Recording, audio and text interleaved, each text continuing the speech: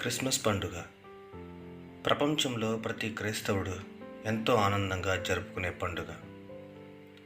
మనలను పాపము అనే దాస్యం నుండి విడిపించుటకు ఆ దేవాతి దేవుడే శరీరధారి అయి ఈ లోకంలో జన్మించిన సందర్భమును జ్ఞాపకం చేసుకుంటూ ఈ పండుగను ఆనందంగాను ఘనంగాను జరుపుకుంటూ ఉంటాం. పరిశుద్ధ గ్రంథంలోని లేఖనల ప్రకారం ఆయన ఈ లోకంలో జన్మించిన సమయంలో ఎటువంటి పరిస్థితులు, ఎటువంటి ప్రత్యేకతలు సంతరించుకున్నాయో వాటిని ఇతరులకు తెలియచేస్తూ అందరికీ సులువుగా అర్థం అవ్వాలనే ఆలోచనతో కొన్ని చిహ్నాలను ఏర్పాటు చేసి వాటి ద్వారా యేసు ప్రభువు వారి గురించిన చిన్న సందేశాన్ని ఇస్తూ ఉంటాం. మనం ఏర్పాటు చేసే ఆ చిహ్నాలలో ఒకటి పశువుల పాక. వాక్యానుసారం ప్రభు అయిన దేవుడు జన్మించినప్పుడు ఉంచబడిన ప్రదేశం బెత్లెహేము అనే ఊరిలో ఆ పశువుల పాక. అప్పటి రోజులలో ప్రజాసంఖ్య వ్రాయవల్లని కైజర్ ఆగుస్తు వలన ఆజ్ఞ జారీ చేయబడినదే.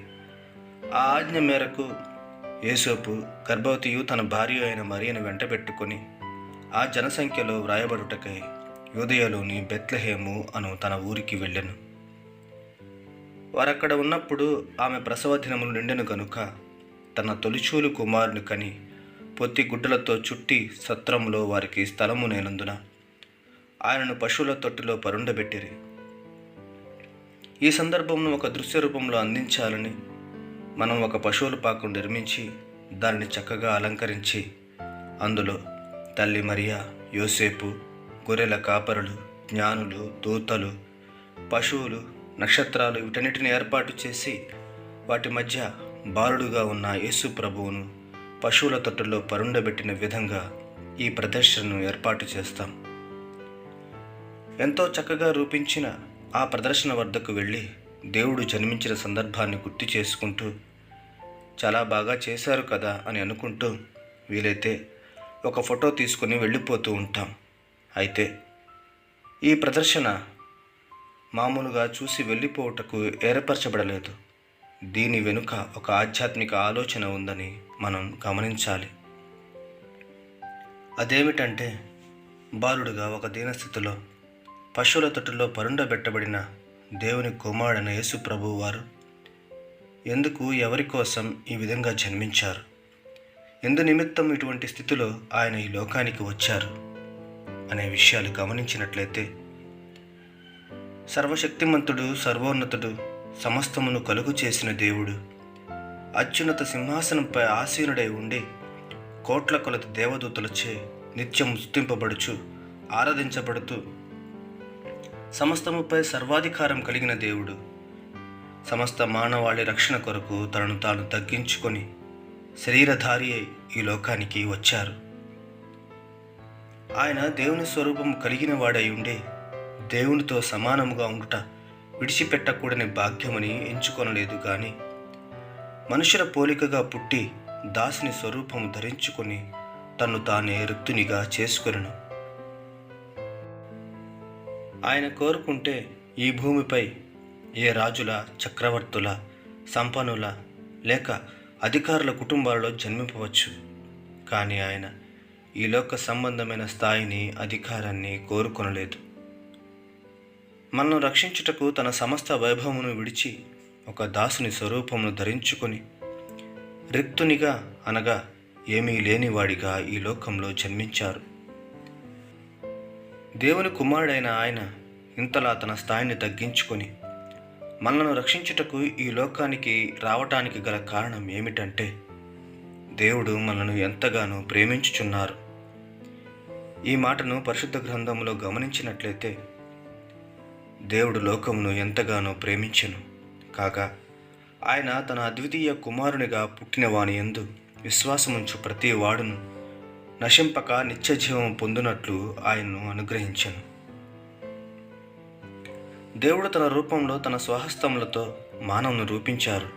అయితే మానవుడు దేవుని విడిచి పాపం అనే దాస్యంలో చిక్కిపోయి తన జీవితాన్ని అంధకారమయంగా చేసుకున్నాడు. త్రోవ తప్పి సత్యమును విడిచి అసత్య మార్గంలో అనుసరిస్తూ పాపమునకు బానిసగా మారి తన జీవితాన్ని దుర్బలంగా గడుపుచున్నాడు.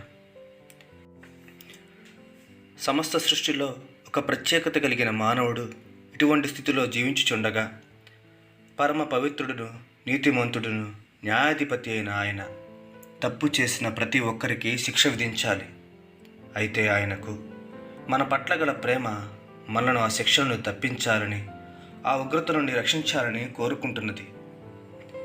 ఈ ప్రేమ చేతనే ఆయన తన అద్వితీయ కుమారుని మన రక్షణార్థం ఈ లోకానికి పంపి ఉన్నారు.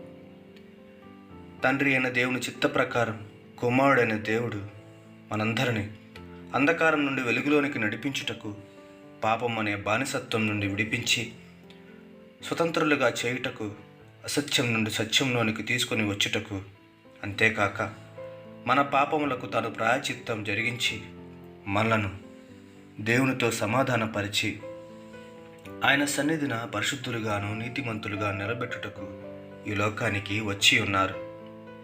మనకు నిత్య జీవమును అనుగ్రహించుటకు ఆయన వచ్చి ఉన్నారు. పశువుల పాకలో పొత్తిగుడ్డలలో చుట్టబడి పరుండబెట్టబడిన బాలుడైన దేవుడు మనతో ఇలాగ మాట్లాడుచున్నారు. నేను మీకోసం సమస్తమును విడిచిపెట్టి లోకానికి వచ్చాను. మిమ్మను ప్రేమించుచున్నాను. ఆ ప్రేమతోనే ఇదంతా జరిగించుటకు వచ్చాను. మీరు మీ హృదయమును మార్చుకొని చేసిన తప్పులకు దేవుని ఎదుట పశ్చాత్తాపపడి మారు మనసు పొందండి. పాపము చేయక నేను మీకు బోధించిన మార్గంలో జీవించండి. నా ద్వారా మీరు పరలోక రాజ్య భాగ్యము పొందెదరు అని మనకు ఆ పశువుల పాక ప్రదర్శన ద్వారా మరొకసారి తాను ఎందుకు ఈ లోకానికి వచ్చారో జ్ఞాపకం చేస్తున్నారు. మరి ఈ ఆధ్యాత్మిక సత్యాన్ని మనం గమనించామా లేదా అని మనల్ని మనమే ప్రశ్నించుకోవాలి. ఈ ప్రశ్న మన జీవితాలను ఖచ్చితంగా దేవుని దగ్గరకు నడిపిస్తుంది. మట్టి వంటి వారమైన మనను ప్రేమించి మన కోసం సమస్తమును విడిచిపెట్టి మన కోసం తనను తాను బలియాగంగా సమర్పించుకుంటకు ఈ లోకానికి ఒక దీనునిగా వచ్చిన మన దేవుని ప్రేమ ఎంతో గొప్పది. ఈ ప్రేమకు ప్రతిగా మనం ఏమివ్వగలం? కేవలం కృతజ్ఞతగా జీవించడం తప్ప.